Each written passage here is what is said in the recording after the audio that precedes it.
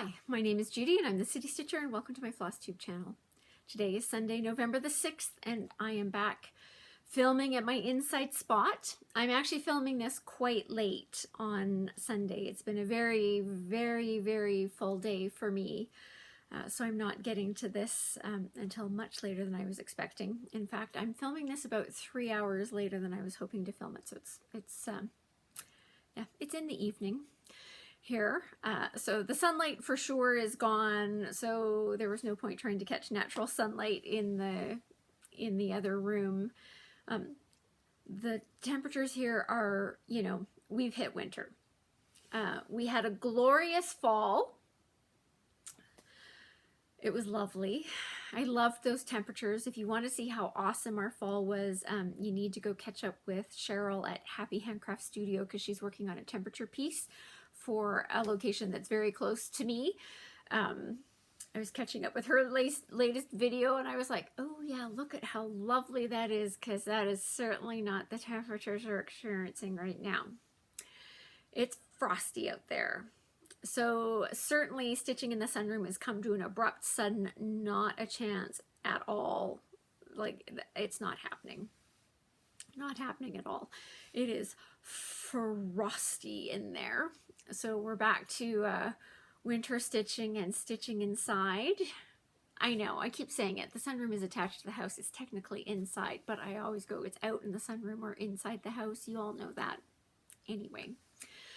Yeah, so the overnight lows for where I am for the next several days are going to be about minus 26 degrees Celsius or about minus 20 degrees Fahrenheit. Frosty, frosty, frosty. So highs of about minus 13 or 14. Yeah, that started with a minus sign, minus 13 or 14 Celsius. Anyway, so it's frosty. We have hit winter. We've had snow, snow, snow, snow, and snow.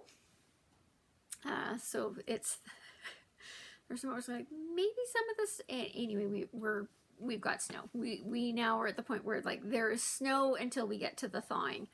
These bangs are going to drive me nuts today. That section right there is not behaving. Anyway, the things you learn about your hair by doing Flosstube is amazing. I was watching one of Carolyn's books and she was trying to go like, what is going on with my hair? And I'm like, oh my goodness, I have been there. Sometimes you just look in the camera and go, sorry, I didn't really think that's what that looked like in the mirror, but okay.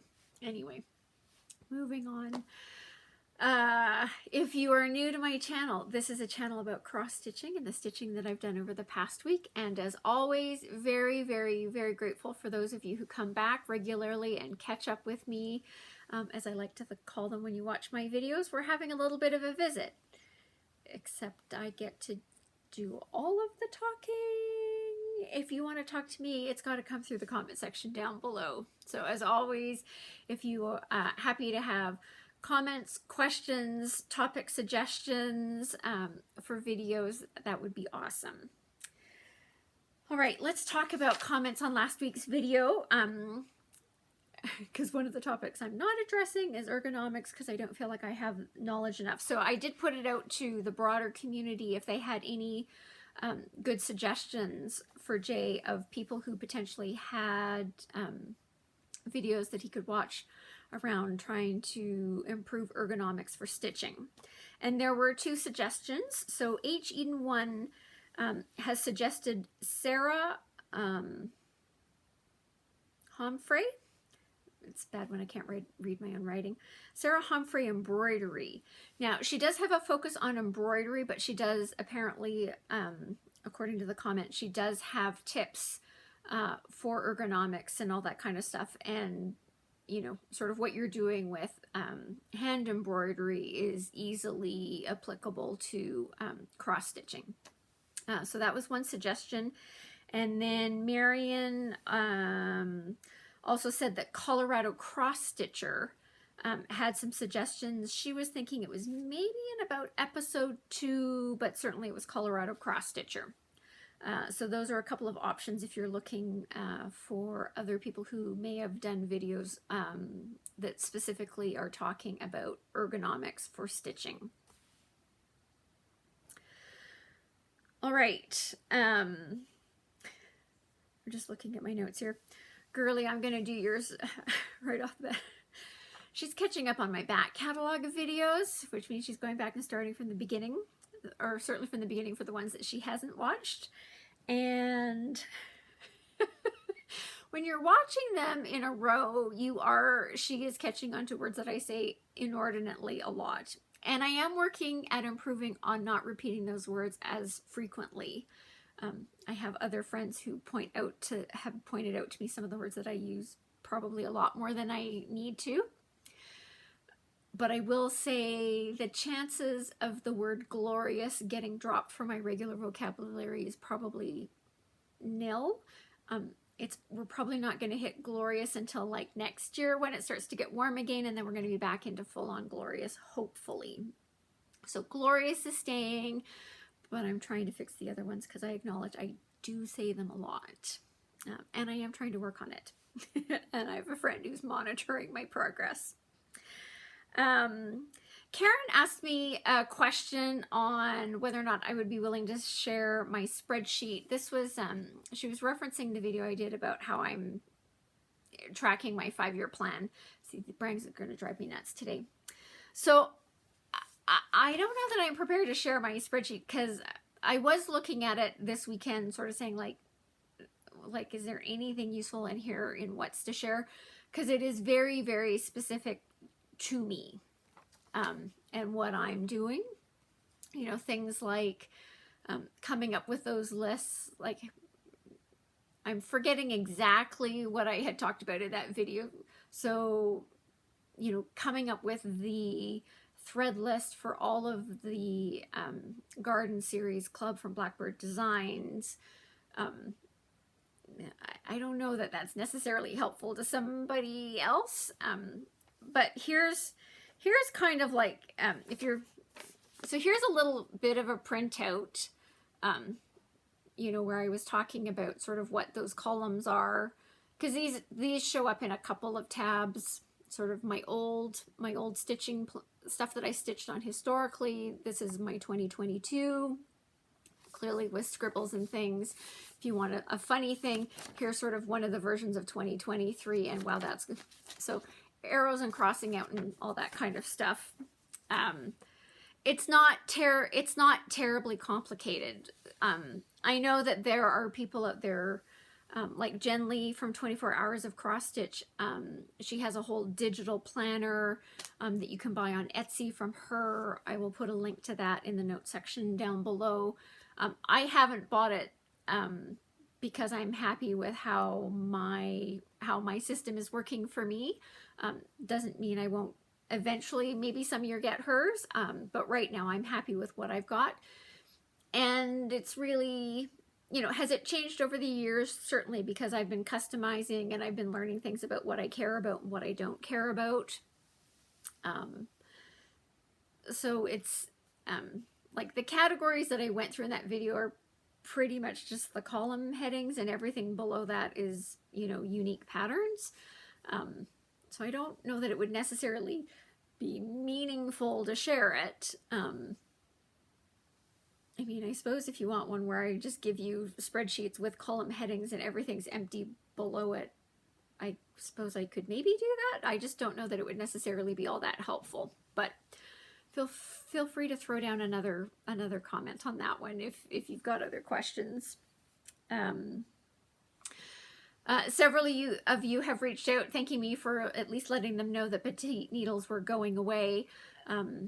So I know that some of you have been shopping for them. Some of you have been successful. I know I've gotten one back where it's like they keep needing to remind themselves that they need to go and try and hunt those down. So yeah, so if you are a petite needle fan, the John James petite needles are going away. We're going to talk about that a little bit more when we get to Stashquisitions. Anyway, but if you're looking specifically for John James brand, if you can't find them, they're going away and they're going to be increasingly hard to find. I will say, well, no, that comment, we'll talk about that when we get to Stashquisitions. Leah, on your handy clamps and the longer sizes that you had the comment down, I was thinking about that because, so she had asked me some questions on handy clamp. I sent her to Jennifer at Embroidery Marketplace. She'll get back to me about how it works out for her. But one of the things she was talking about was potentially needing a longer size. And so I was thinking about that over the course of this week. And I'm leaning towards maybe advising you to get, instead of trying to get a custom cut of a really long one, because I don't know what scroll rod size you're aiming for. I would maybe see if I could get 2 smaller ones. I know that, you know, because I've got them in a couple of sizes, that in the longer one, it's still like, man, those things are, they're clamped on. So it might just be a little easier if it's a really long scroll frame to get a couple of smaller ones on there as opposed to maybe getting that custom cut. Just something for you to think about. Again, it was just one of those things that sort of, as I was mulling over that over the course of this week, I was like, I think if I were doing it, I would get like a combination of smaller ones just to try to help me, because you're stretching it across the whole thing, right? So the longer it is, I think I think I would do better if I kind of got clamp number 1 on and then clamp number 2. But anyway, you need to find the tools that work best for you so you can do what you think is best. Just a couple of thoughts from the peanut gallery. Thank you.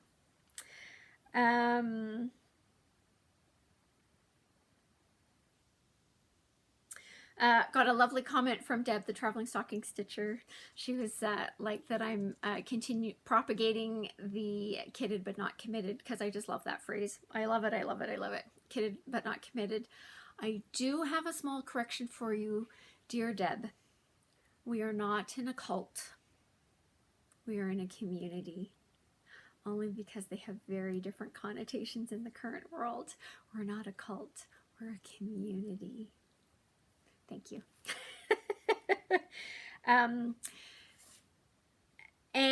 Okay, and then I forgot to write down who did this. Somebody asked me if I would cover how I store my floss because I seem really organized. I've said this before, I'm going to say it again. I really love that the beauty of doing Flosstube videos is that you get to present what you want. And I really love that all of you think that I'm really super organized. I'm not. Don't get me wrong. I'm really glad that in the land of the YouTube Flosstube verse, that there are people who think I'm really organized. I'm sort of organized. I could do a lot better. Frighteningly, probably I'm most organized about my stitching. Everything else, anyway, that's a different problem. So how I store my floss, it's funny that you brought it up because just recently, because I put everything into floss away bags, I have some pegboard from IKEA that I have installed in a closet where I can hang the floss that I've started and is not fully used up. So I don't want to put it in with like full skeins of things. They're things that I've already started. And even when I go to kit things up, I kind of look at the pattern, look at what the floss usage is, and then I sort of go like, okay, if I've got one started, is that going to be enough for this project? Or like, is it going to, you know, anyway, you know what I'm doing. So those ones are all sitting on pegboard. I've got enough going on now because I'm sort of hanging them on rings on the pegboard by, you know, Classic Colorworks, Gentle Arts are all on one ring, Weeks, etc.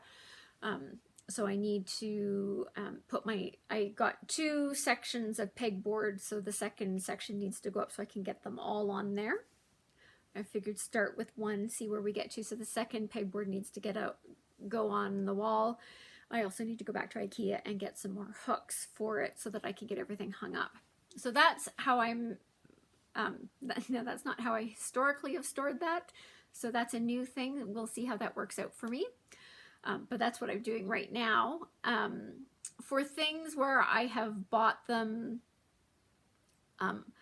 I am in a really, really fortunate position that one of our local brick and mortar shops, when they were closing down their business, you know, and you know me and a good sale, you know, I went in the, you know, and typical for any business closing down, it's X% off at the beginning and the discounts get bigger as, you know, we get closer to like, no, seriously, the shop doors are closing. And so, you know, I went early in the sale to get the things like I really cared about that they had in the shop and, you know, could still get them on a sale.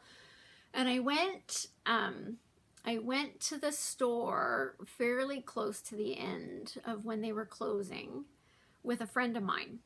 And, you know, we were sort of like, who knows what we'll find. And, you know, as with any store, like they might have found things in the back and finally put them out because they've now discovered them.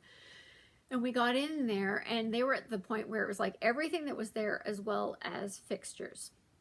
And in my head, I generally was kind of going like, why would I need fixtures? And I'm very grateful to this friend of mine because she talked me into buying, like they were selling everything. So those DMC floss boxes that have the pull-out drawers, you know, if you've been to a brick and mortar, so not the way it's displayed at Michael's, but the DMC floss boxes that you find in a lot of brick and mortar shops, they were selling those. Now, it never, ever would have occurred to me to even contemplate bringing them home. And she did have to do a little bit of work, and she convinced me to buy a bunch of them because, like, it was really close to the end, and they were just like going, we just want it out. We want it gone. I don't want to have to deal with it after I've closed this business down. So I got them for a steal. My friend convinced me to take a bunch of them. And so that's where I am storing a lot of my like full skeins of things. And so, you know, I've got like a drawer that's Gentle Arts, and I've got a drawer that's Classic Color Works, and I've got a drawer that's Weeks Dye Works. Not a full box, but like a drawer, you know, but I've got a drawer of, it gives me the luxury of going like, you know, I've got one drawer that's Caron Waterlilies, and I've got one drawer that's Caron Watercolors, and one drawer that's like Gloriana Silk. So I'm sort of separating silks and cottons, and I can do it by brand. So those aren't necessarily readily available to a retail customer. I don't even know as a retail customer if you can get them. Like I say, I'm very, very fortunate that I have them. I'm thrilled that I have them. I'm ever so grateful to my friend. Her name is Esther, by the way. I'm incredibly grateful that Esther talked me into these because that is my storage system.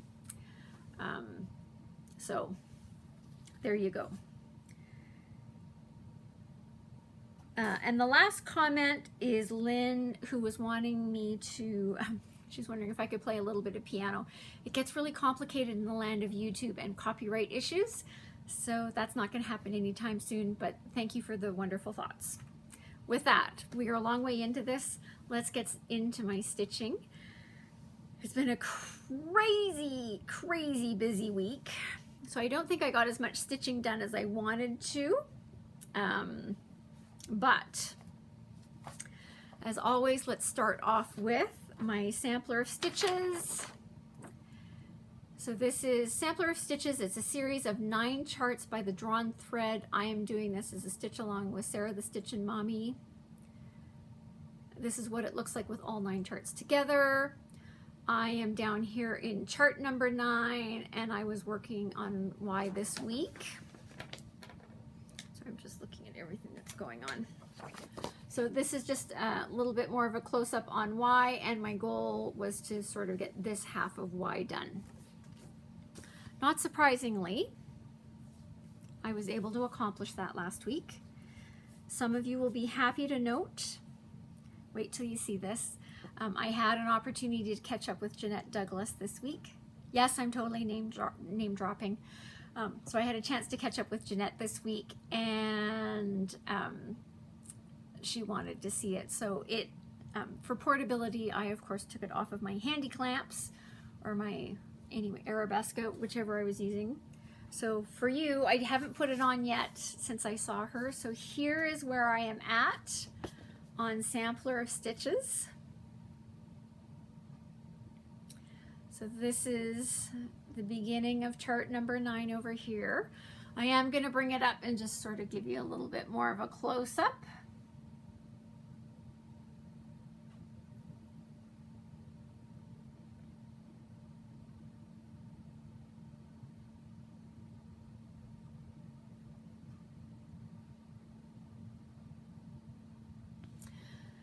So she had very lovely things to say. She said she thought it looked great. She had very complimentary things to say about my box of Queen stitches. In my head, I said Queen Anne stitches. Then I was like, that's not correct. I don't know why I want to call them Queen Anne stitches. They're Queen stitches. Anyway, so she had lovely things to say about this box.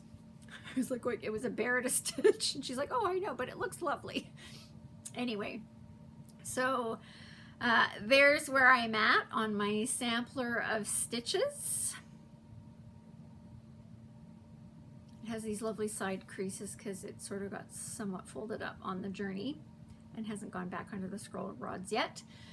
So my goal for this week, it's not going to happen today because today is the 6th, Sunday, November the 6th. So I have another project to work on today. So tomorrow will be the day that my goal will be to get the rest of Y done. I think that's totally feasible.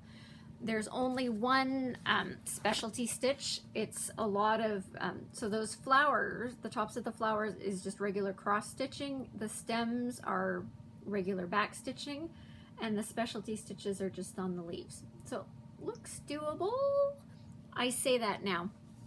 Check back next week if it turns out to be as easy as I thought it was going to be, because I certainly remember Q and I thought how easy this was going to be, and it was a bit of a bear getting that done. It took a lot of time for a very small section, but it's fine, it's fine. We're coming to the end. We're coming to the end. I am doing this on a 32 count Silvery Moon Lugana with my own color palette of Soie d'Alger silks. And those numbers are listed in the notes section down below if you're interested in my color palette. For any of the things I'm going to show you, if I forget to tell you what I'm using most of the time, it should be down in the notes section below. And if I haven't put it there, just throw a question into the comment section, and I can get that answered for you. All right, October 31st. After the kitties had come and gone, had about 45 kits, so not too bad, not as big as some years, but I continued working on my Art to Heart Bittersweet Pumpkins for its final day. It's going away for the rest of the year. This is on a 32 count Platinum Lugana using the called for colors. So my goal was to put in 2 more 6-strand skeins of, or finish the second of the sets of 2 6-strand skeins of my peach ice cream. So I finished sort of the top of the pumpkin over here, and as I was coming down, I was running into sort of more of those leaf things, and I figured it would just be easier to maybe at some point work on those leaves before you try to work it in. So I popped over here because this block is also with that same color. So I finished it off by starting over here, and then I did a little bit of this color, which I'm forgetting what it is. Aztec Red by Weeks Dye Works. So I finished all of that color in this top block. There's a little bit of it over here, and then there's a big block down here, all in Aztec Red. Now the nice thing about this is that these blocks, so I didn't really have to do any counting to get down here because I had all of my uniform blue block done, and the Aztec Red started right over there, so it was an easy. And I didn't do the peach ice cream down here because there's this big gap and I didn't want to keep dragging my floss across the gap. So do the upper block and then do the lower block. Anyway, got a little bit of the Aztec red in. I went, it would have been nicer if there was a little more of this, but you know, at the end of the day, that's what I got done. You can only do what you can do. So then on November the 1st, I know a bunch of you going, I know exactly what you worked on, and the answer is, ha ha ha, you're wrong. I did not start my November cottage of the month. What did I work on? Well, I hauled out my StitchCon 2022 piece because I did not get as much accomplished this on my library stitching day, that Saturday the 29th. Because I wanted to get the bust done. Now the interesting thing about the bust is I'm not following the design for this. In the StitchCon Facebook group, which I'm no longer a part of because I'm not attending the 2023 StitchCon. Not that it's not a good place to go, but it's not on the calendar for 2023. Someone in the Facebook group did their own version of the bust and made it look like more like the actual stitchy bust that is used at StitchCon, and I loved it. And so she didn't have a chart, she was just sort of free-forming it, but it looked awesome. So I did a screenshot of the picture that she put on Facebook, which I could work off of. And so this week, through the miracles of watching, the nice thing about having pictures in the current digital age is that you can see something on your tablet or your computer, and you can take a screenshot and just have the picture of it and then blow it up to whatever you need. So I did the screenshot and blew it up, and so I'm totally using her design. When I commented on it, she said she was totally fine with me, you know, using hers for inspiration. I really used hers. I just blew it up and went with it. So there is my stitchy bus, and it looks a lot like the actual stitchy bus.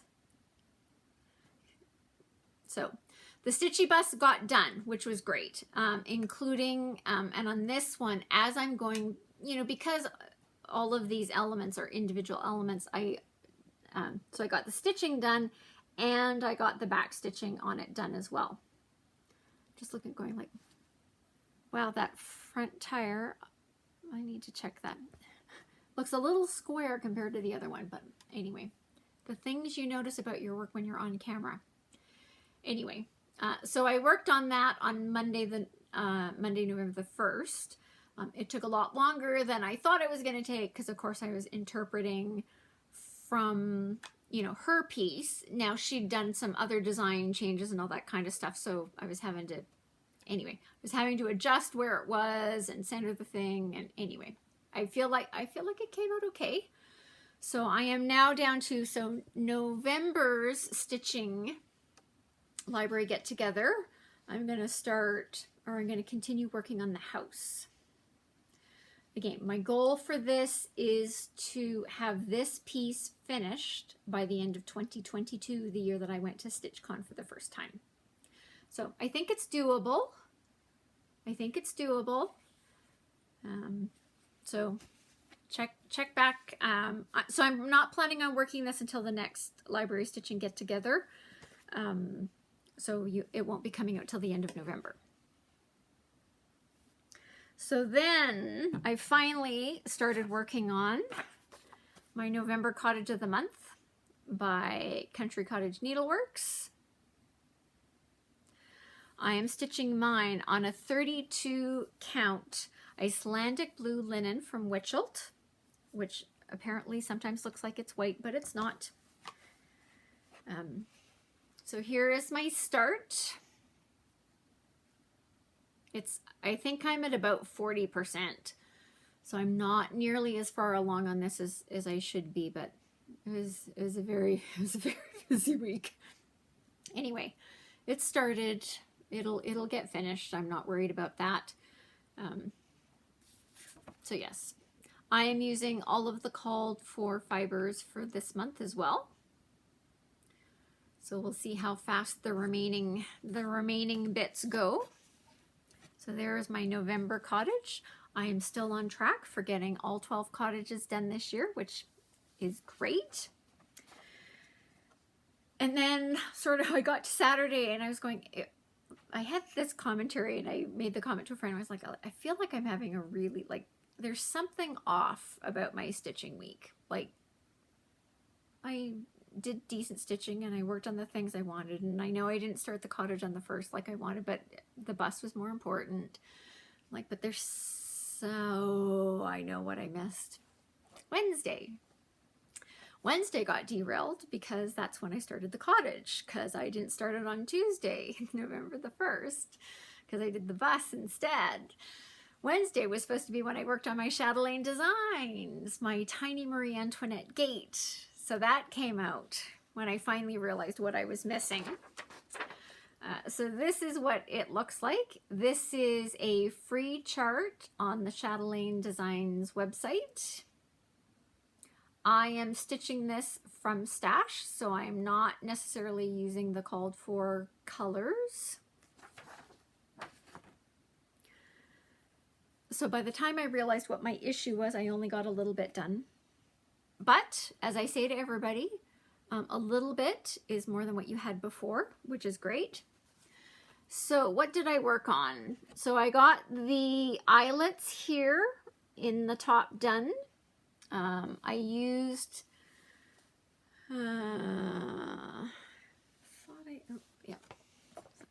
thought that project bag was handy here. What did I use? Ah, yes. They did give a DMC equivalent, so I didn't have the honeydew that was called for. I think it was Gloriana honeydew, maybe. But the DMC equivalent was 772, which is this color. I had this Caron Waterlilies from another project. This is Celadon. And I went, huh, that's close. This is a brand new skein. This was already started. You can see, here's my leftover bit from whatever, when I did the last time I used it, there's this part that's pulled off the skein. I just needed 2 strands of that, and I had all of that bit done. So I did that with the Celadon. I think it looks okay. And then I worked on the back stitching around this gate. I didn't get it all done, so I have sort of this inner part of the top left to get done, but all of the outer parts and the bottom, that back stitching has been done.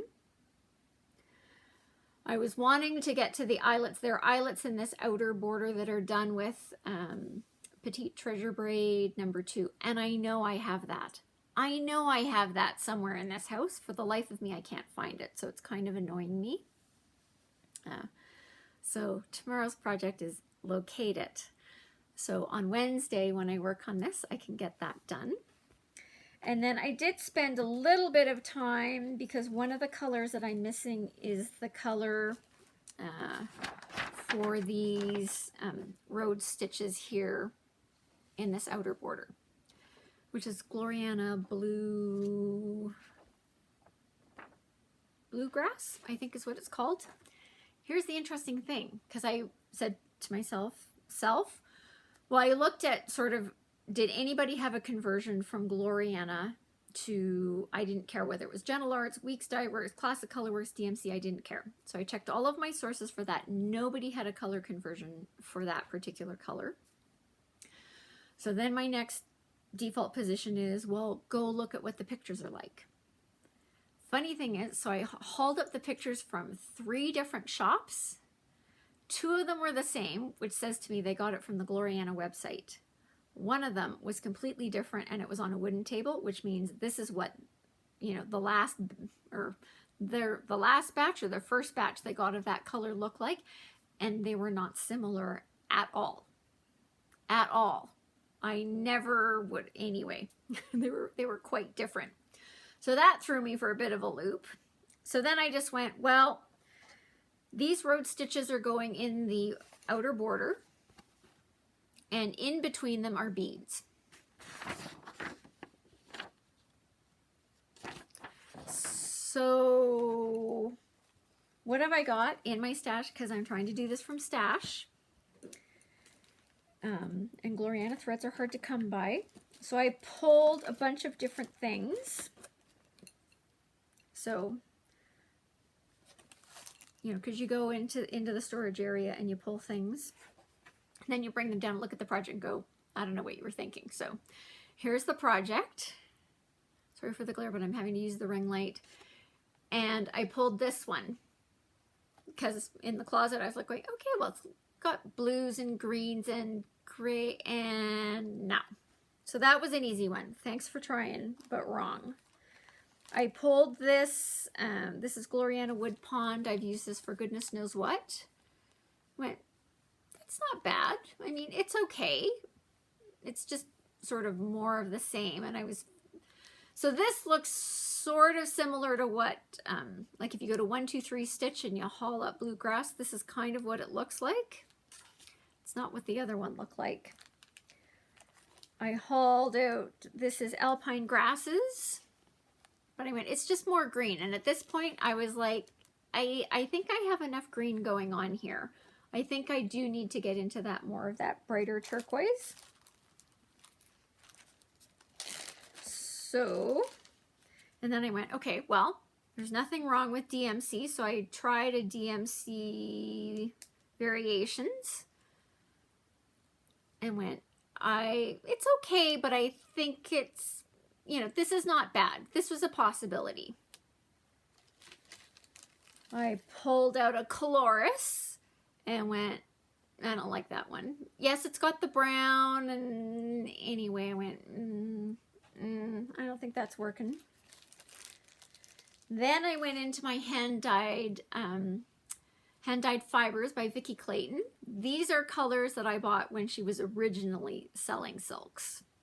So she's restarted back up. She's doing things differently. So I can give you these names, but they won't necessarily convert to what she's currently got, but you can certainly shoot her a question. So I pulled this one, and it is called, goodness knows, Rubbed Blue Velvet. It looks like that, because I went, okay, well, that's the blue, and I'm like, well, yeah, that's an option. I pulled this one, which is called Deep Ocean. I went, well, it's a combination of green and blue, so that's maybe a possibility.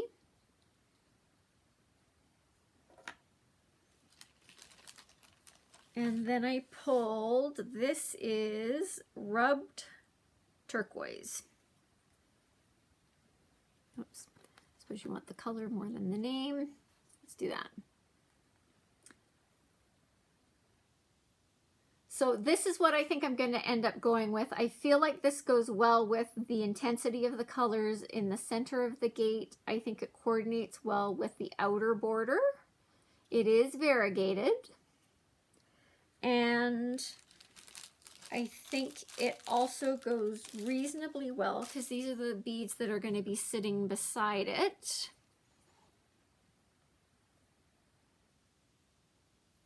I think that's going to work out. If you disagree, throw that down in the comment section down below, because I have until at some point on Wednesday to start doing this. But again, sort of between that, let's see if I've got any capabilities. I'm not sure I do.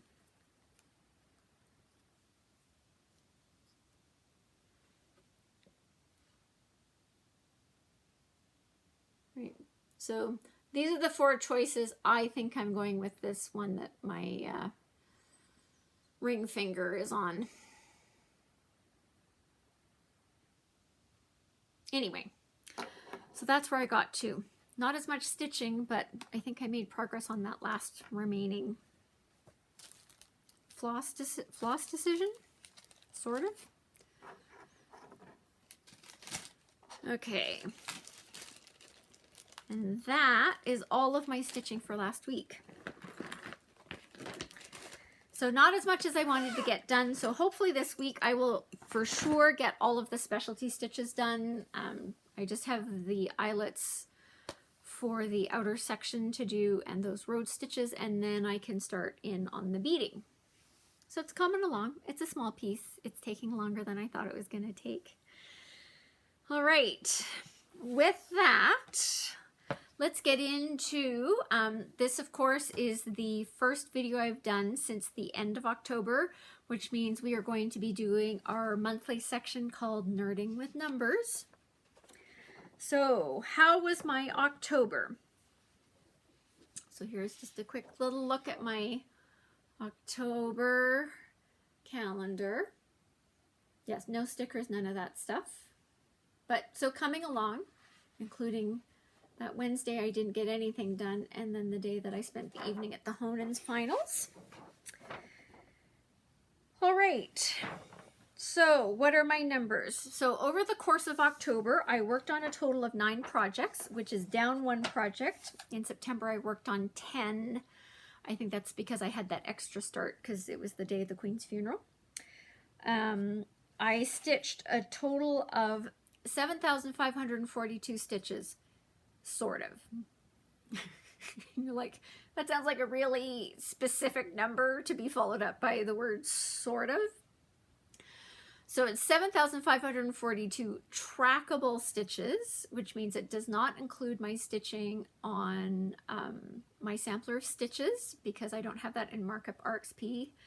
And we all know I'm not exactly, sometimes I'm not good about counting outside of that. So Tapestry of Life that I worked on in October, some of the days I actually did track my stitches, and some of the days I was just like, just get some stitching done. You don't have time to count these piddly little 1, 1, 1, 1, 2, 1, 1, 1, 1. So I didn't count those days, which means, so that's why it's 7,542-ish, because there's technically sampler or Tapestry of Life stitches to add on to that. I just don't know what the number is. So it's a little bit, it's technically a little bit less than what I had in September, but not by much. So, you know, for a month where I actually had a couple of days of no stitching, I did okay. I had 3 starts for the month. I started the October Cottage, I started Bittersweet Pumpkins, and I started the Tiny Marie Antoinette Gate. The number of chart finishes, I finished in October were 2, so I finished the October Cottage, and I finished chart number 8 for the Drawn Thread Sampler of Stitches. My number of project finishes, because that's a different number, is just 1. Just the October Cottage. So even though I finished chart 8, Sampler of Stitches is not done, but that day's a coming. Anyway, so that's my month. So not bad. Like I say, I was kind of, when I added up all the numbers and did the things, I went not too bad. Not too bad. Carrying over 1 more whip than I had. Well, that's not true. I'm carrying over 2 more whips than I had at the beginning of the month. The Bittersweet Pumpkins plus the Marie Antoinette Gate. But I do think that the Marie Antoinette Gate is going to get finished in the month of November. So I'm not feeling too bad. I'm not feeling too bad about that. All right, let's get into some stash acquisitions because I have some. All right.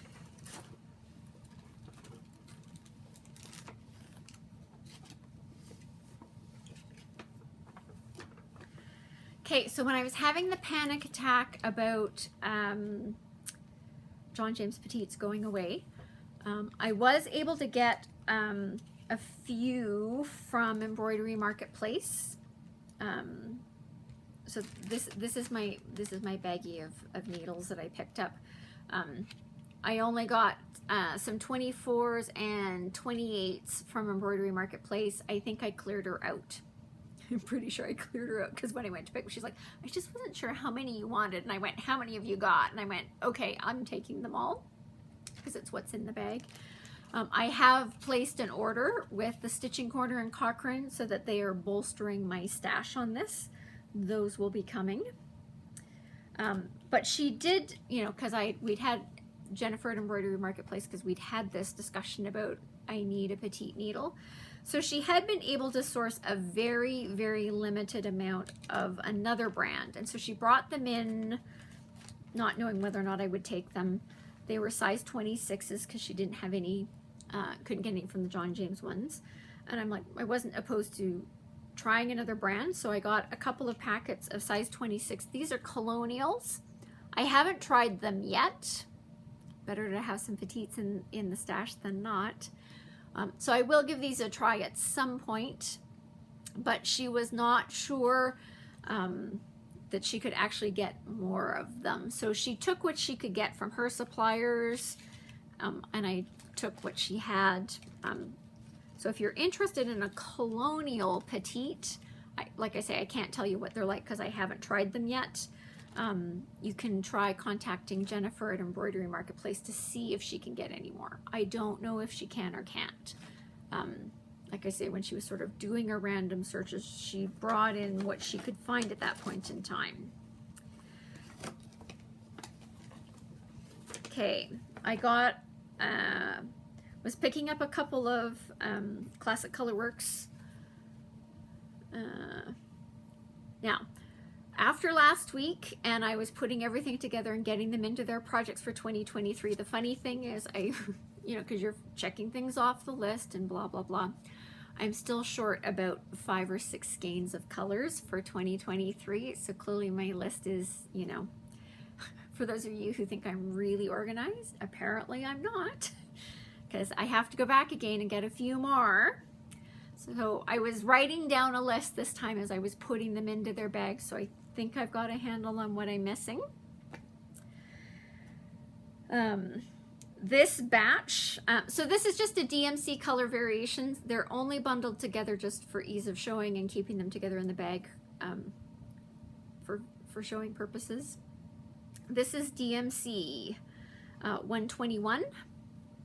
This is for a very specific project for 2025. I think this is going to be more than enough skeins for what I need it to be. In fact, I think I've got 2 more skeins here than I actually need, which I figured gave me lots of cushion. So this is for a project in 2025. And then I picked up a couple of charts. So I had them order these in for me, and it's entirely I was watching,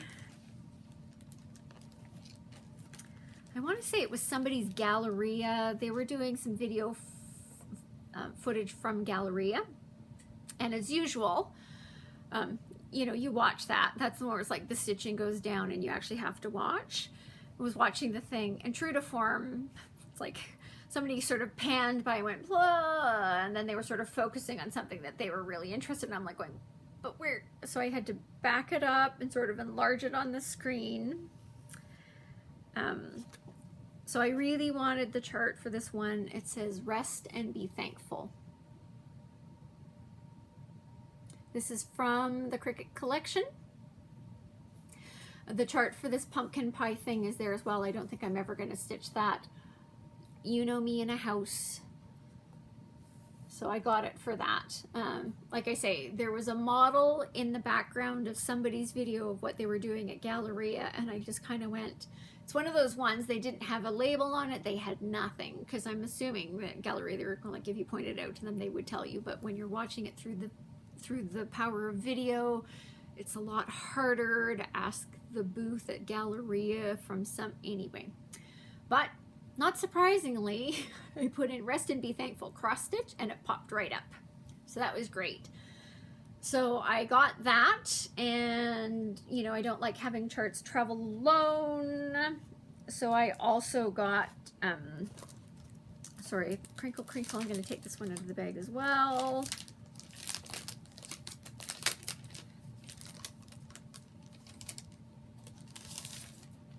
Because while I was searching for that other one, I also saw this one. This is called Summer Place, also by the Cricket Collection. You know, big summer house on the water, blah, blah, blah. I'm probably going to change the colors of the chairs, not important. And pick that up as well. So those were my, so I ordered those in. This one actually calls for several silk thread gatherer silk and color silks. One of them I've got, believe it or not, it's the one called Autumn Bouquet. So I have that. Some of the other ones I've actually already got on order and they're waiting for me to pick up at Traditional Stitches because they had them in stock. So I picked those up. So I'll be going to pick those up at some point over the next couple of weeks. And while I was picking up those other charts, they also, so those were, the other Cricut collections were from the Stitching Corner in Cochrane, and they have these bins of charts that people who've just donated to the store and said, you know, I'm getting rid of these from my stash. And I came across a Judith Kirby. Yes, it's called the 4th of July. Doesn't matter. So this cost me $1. I'm not sure I like the fireworks, so I don't know that the fireworks are going to come through, and I'm probably going to take, I thought there was an American flag in here. Maybe there's not.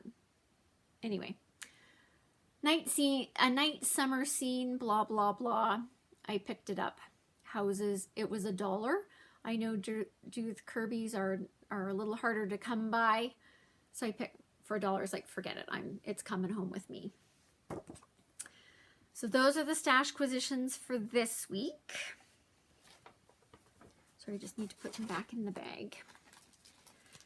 Trying to somewhat keep this under control because I have my next bunch of things. Okay. So that brings us to the topic for this week, which is called Let's Talk Winter Stitching. So with the abrupt, huge, horrific, chilly change in temperature where I live here in Canada, man, have I felt it. Man, have I felt it. So it's winter. I live in a very dry climate, and it affects your hands. It affects a lot of things, but certainly your hands, which you're using for stitching. When I was using that Caron Waterlilies to do the eyelets on my tiny Marie Antoinette gate, like the silk was snagging on my fingers, just straight up snagging because my skin is dry. Very dry climate. It's now winter. Everything's drying out like nobody's business, which is why we're going to talk about winter stitching. So if you live in a really summery place, or one that doesn't necessarily get hardcore winter, and you've got decent humidity, I don't know that this is going to be for you if you live in a snowy, cold, dry climate, and you're there with your hand up going like, I hear you on the winter stitching and my hands, and ooh, then some of this will be for you. So I'm going to start off with something that's not related to your hands, but I'm just going to put it out there because the friends of mine that I have shared this with and have tried it, I think I've converted all but one, and I've shared it with like double-digit numbers of friends. So I'm going to share this one. This is so this is for the rest of my body. That looking after that skin in the winter months. This is the product I use. It is called Johnson's Aloe and Vitamin E Oil Gel. Generally, I find this in the baby section of, you know, like Walmart or, you know, Shoppers Drug Mart or wherever. It's in those products. This is what it looks like. This is not baby oil. This is oil gel. And again, I got this, I don't remember who told me about this. I tried it and it was like game changer. Game changer. I'm never going back to anything else. I'm not using body creams or body butters, or like, this is, come winter, this is my thing. This is my thing. I love it to death. And it is incredibly economical. I don't like using the word cheap. It's not. It's very, very economical. And like I say, this was a game changer for me, so I'm sharing it with all of you. I do not use this on my hands. This is for all the rest of the skin, below the neck and ending at the wrists and the ankles. But for me, this has been a huge game changer. Okay. So with it being winter, I also live in a climate where the water is very, very hard. Now, we have, many people have water softeners in their homes. Not everybody does, but it doesn't matter. Come winter time, washing your hands dries your hands out.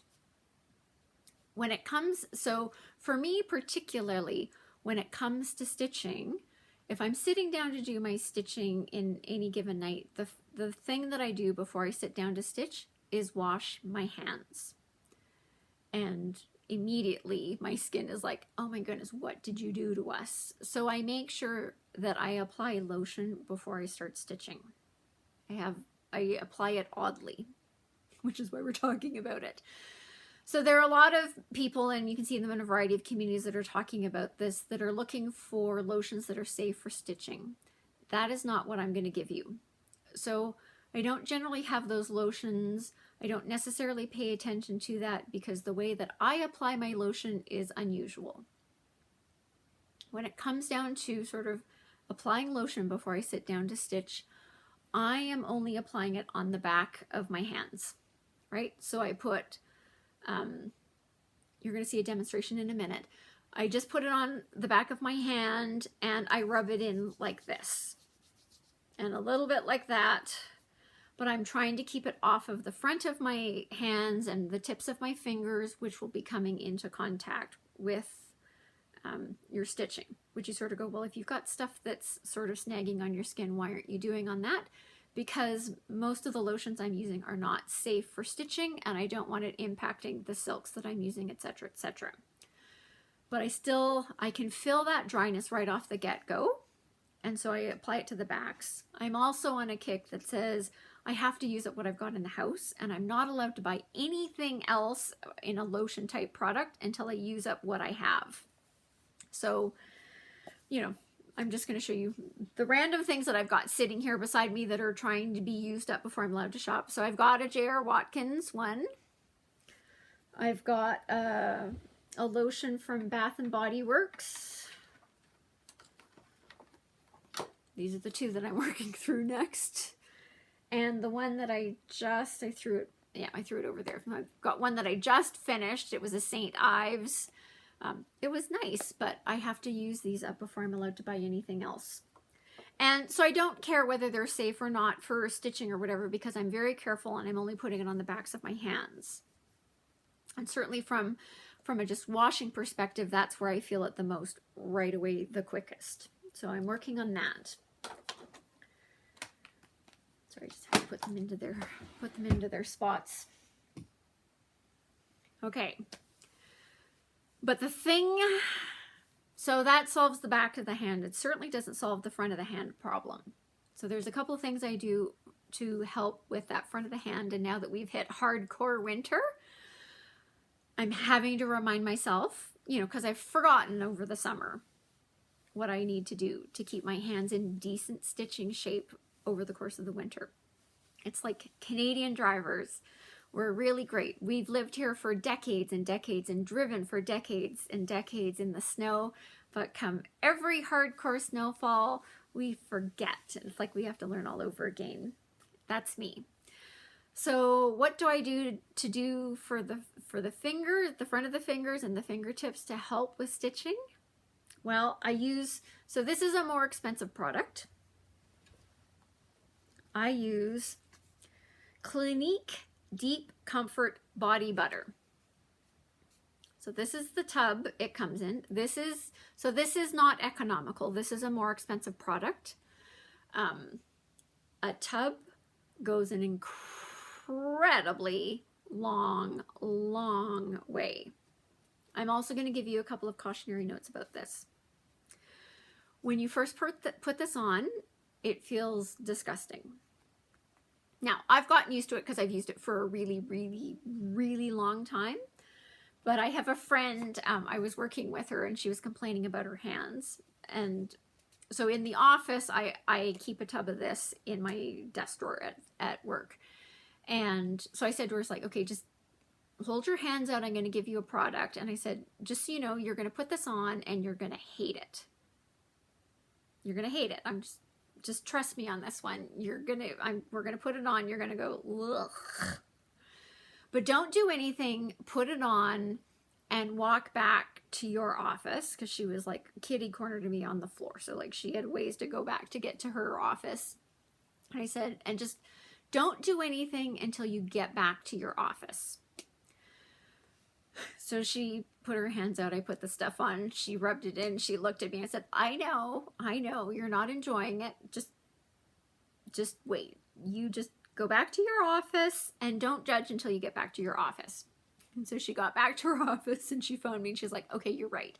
I absolutely hated it. It felt gross and disgusting. But now that I've made it back to my office, you're right. It sinks in quite quickly and it felt lovely.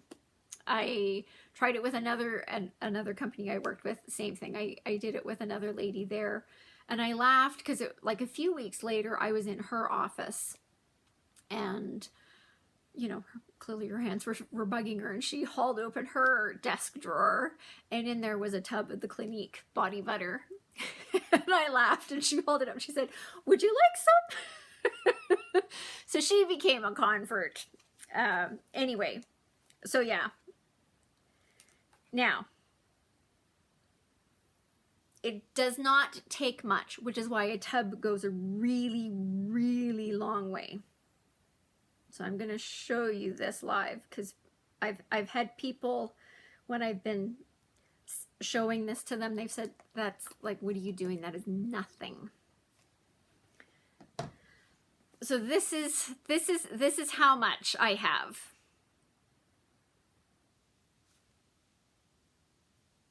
So this is I'm showing you my technique. I know, right? So this is like step number 1. So this is on a regular day where I'm going to planning on doing some stitching, right? So I'm just rubbing it into the backs of my hands to solve that problem. Although I'm trying to work my way through the other lotions. If it's bad, this is what comes in to save the day. Right, so that's that one. So that's enough to do the backs of the hands and solve that problem very, very rapidly. I should have held my hands up really close so you could see how dry they were looking before this. And it's great. Now, I probably, if I'm doing for this next step, I would probably take twice that amount for the next version I'm going to show you. I'm not going to do it right now because I've got other things to do today. But the thing that I have reminded myself about is that I need to turn into one of those wealthy ladies that they show in the movies. Like, I want to say like in the 30s. Like, I'm thinking like Gosford Park type things. Because it is now time for me to bring out my, wait for it, my nighttime gloves. So I got a whole bunch of these. I got a pack of these. Like, I don't know, it's like 12 pairs or something like this on Amazon. They're just white cotton gloves. You're looking for cheap. Make sure you read the descriptions carefully so that you know your sizing. Check out the sizing because there's some interesting comments on some of the options out there. And I'm having to remind myself we're in winter time. So now that I've had an evening, it was last evening, I didn't put the gloves on last night because I knew what today was going to be like. But tonight, after I do my stitching, when I go to bed tonight, I'm going to take double the amount of the body butter that I showed you, and I'm going to apply it all over the hands, all over the hands. See, the backs of my hands feel great. The front need a little bit of work, but I'm planning on stitching tonight. And apply it and then put your gloves on. I know, I feel ridiculous when I'm doing it. I feel ridiculous when I'm doing it, but it makes a huge difference. And then you sleep in your gloves and you wake up the next morning and your hands feel better. Now, the trick is make sure, you know, do I do this every night? No, not necessarily, because usually if I do a good dose one night to sort of get caught up, it's okay for a couple of nights. I don't need to do it every night, but if I did it on a more regular basis, it keeps my hands in good shape over the course of the winter. So after last night's stitching, it was a good reminder that it was time to get the gloves out, because it's winter time and I need to start doing that so that I keep my hands in stitching shape. The other thing is when you're doing chores. I know, doesn't sound, anyway, it sounds a little weird because this is about stitching. So that same thing, and I'm laughing about this because I've got some hand wash items, some dishes that are hand wash only, sitting over there in my kitchen on the counter waiting for me to, you know, get my act together and wash them. And because I had the bad stitching experience last night where my hands were getting snagged, I was like, okay, ding, ding, ding, it's winter stitching. And it is time to remind yourself that when you're doing those chores, so dumb things, you know, like one, you know, washing, cleaning the tub, cleaning the shower. I'm one of those people, I'm like everybody else, where you just tend to go like, I'm just going to get the chore done. But the answer is, if you want to save your stitching hands, you know what you need to do? You need to bring your gloves out. And I have gloves. I have multiple pairs of gloves. I'm not always good about remembering this. It's only because probably a couple weeks before that I've been doing some heavy duty cleaning and I, of course, neglected my hands. I just went about doing the chores and had not put the gloves on, and man, did my hands feel it. Now, solved relatively quickly with my Clinique body butter, but it's like, man, if you hadn't done that in the first place, that would have been great. And certainly if I've got a bunch of stuff where I'm doing hand washing, dishes, or, you know, whatever you're doing, there are times where I honestly get down on my hands and knees sometimes and scrub the floor on my hands and knees. It's sometimes surprising what comes up. Anyway, you know, if I'm doing that, put the gloves on. And on those ones, put a healthy dose of the hand lotion on those things. Put your gloves on, and usually by the end of that chore, your hands are in great shape because all of that moisture has been sucked in. You've had it in hot water. It's like, they're usually like, you sit there and you go like, how do you not remember to do this on a more regular basis? Because your hands feel really great at the end of it if you bring out the gloves. Anyway, there's a part of me that wants to put, this is the screenshot. I don't think this is going to be the screenshot because I'm really worried about what people are going to think about it. But yeah, it's turned winter and cold and dry. My hands are really feeling it. So it's time to kick into all of my steps to try to make sure that I keep my stitching hands in shape so I can have a good winter stitching experience. The other thing, this doesn't have to do with my hands either, but this is, I started with a non-hand related stitching item. I'm going to end with a non-hand related stitching item. The last one is my lips. Now, if you're an unrepentant floss licker, this is going to work out so well for you. I am generally not a floss licker, so I'm trying to remind myself, because again, winter has arrived with a vengeance where I am, and I'm feeling it. My lips are like the rest of any part of skin. They're feeling it. So I'm trying to remind myself that I need to apply my, lip balm on a more regular basis. So also beside my stitching spot, again, because I'm using what I've got, this is not a brand placement, I'm just using what I've got until it's gone. I'm using this one first, then I've got some chapstick from my dentist that needs to get used up. But I'm trying to remind myself, to apply it more regularly. It's easy over the course of a day going, you notice your lips are, feeling dry, but you're busy and you're doing things, 27 things are going on. So I'm you know, sometimes they're really driving you nuts and you absolutely have to take care of them, but I'm trying to remind myself as I sit down to stitch that every time I sit down to stitch, I apply some, because it's just going to get into, I'm trying to be really good about stitching every day. So it means if worst case scenario, like there's always stuff that's going on in the morning, but I'm not necessarily as good at applying it in the evenings. And if I sit down every time I stitch and I apply it, hopefully this is going to keep the chapped lips at bay. All right. I know it's a little bit of an unusual topic. Like I say, some of you are going like, I'm sorry, what? And some of you are going like, oh my goodness, you're right. Now, you may have your own tips and tricks. And as always, if you've got tips and tricks that have worked for you to help keep your hands in good stitching shape, please throw them down in the comment section, because we can all, there's value to everyone in sharing that knowledge.